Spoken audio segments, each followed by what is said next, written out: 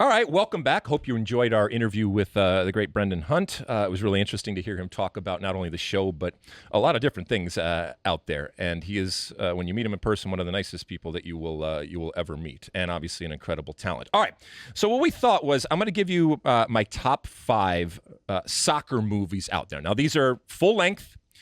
These are not documentary. And these are my top 5, and you could do 10. And as with many lists, I'm sure there are going to be people that agree and plenty of people that disagree. All right, so coming in at number 5, and I had questions, but I ultimately went with this, is Fever Pitch. Now, when you say Fever Pitch, there are some that talk about the movie in 2005 with Jimmy Fallon. I'm not talking about that piece of crap, okay? Actually, it wasn't a piece of crap. It was better than I thought it was going to be. I'm talking about the original Fever Pitch film in 1997, starring Colin Firth, off of the great Nick Hornby book that it was based. I thought it was wonderful. And look, when you say soccer movies, sometimes soccer plays a part, but it's not necessarily all about soccer. But definitely that one coming in at number 5. And like I said, not the Boston one with Jimmy Fallon, the remake that was done years later. So that's at number 5.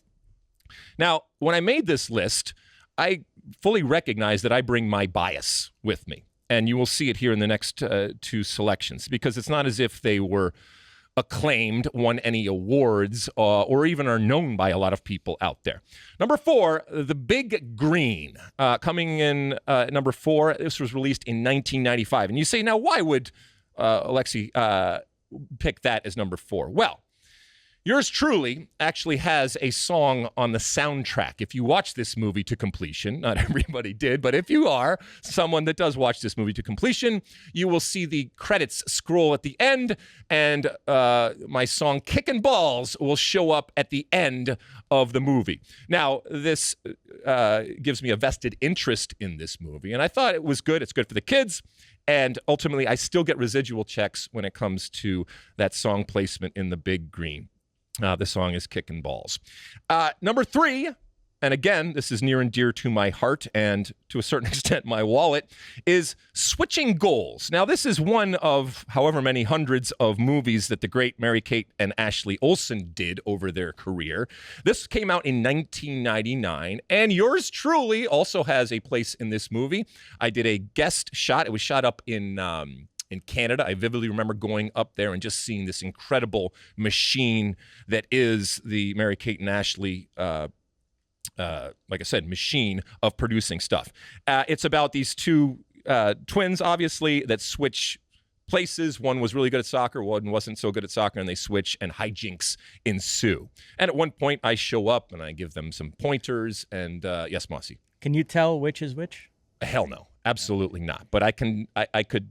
I didn't matter when I cashed the check or the residuals that continue to come to this day. I will get, 40 cents here or $1 here and stuff like that. And if I am getting that simply for just making a cameo in one of these movies, think of how much money these 2 now young women and incredibly smart business women are generating. I mean, it's the reason why they were billionaires at a young age. I checked, and the Academy Awards that year, Michael Caine won for Best Supporting Actor in The Cider House Rules. You, my friend, were robbed. I was robbed. It's ridiculous, but, they look down on a Mary-Kate and Ashley Olsen production, and that's on them, really.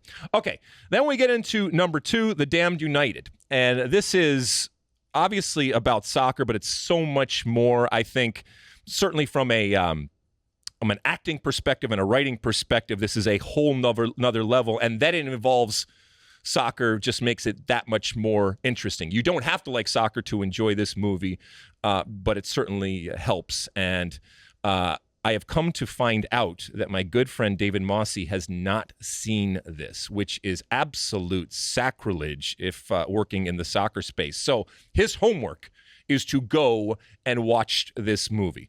Is there a reason why? Have you just passed over it over the years? Yeah, just slipped through the cracks, but I will definitely check it out. It's really, really good. So that's number 2.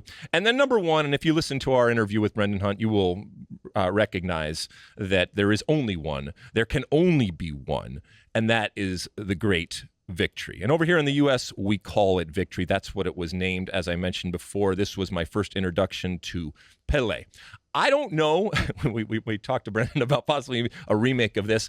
I don't know if a Nazi concentration camp soccer movie is something that people would make or even could make nowadays. But if you haven't seen it, speaking of Michael Caine in it, the great Pele, Sylvester Stallone, you should check it out because it just hits on so many different levels. You got Pele doing a bicycle kick. You got Sly in goal in order to escape, and all the intrigue that goes on. And then you got Michael Caine as the coach and the manager of this team. And it's just it's such a beautiful, wonderful movie, and it holds up. If you haven't seen it lately, it holds up. Mosse, you don't have a list when it comes to the your five favorites here, but you do have some homework here. You have seen Victory, right? Yes. Frankly, what this list tells me is there haven't been a lot of great soccer movies, so they need to make more. Well, there is a wonderful and very deep and rich well of soccer documentaries, but actual soccer movies, feature length, it is kind of slim pickings, which is strange considering the popularity of soccer. You like that clip? Well, my State of the Union podcast drops every week. Subscribe now on Apple Podcasts, Spotify, or wherever you get your podcasts. You like that clip? Well, my State of the Union podcast drops twice a week right here on my very own YouTube page. The only way to stay up to date is to hit that subscribe button down below. Size the day, and see you soon.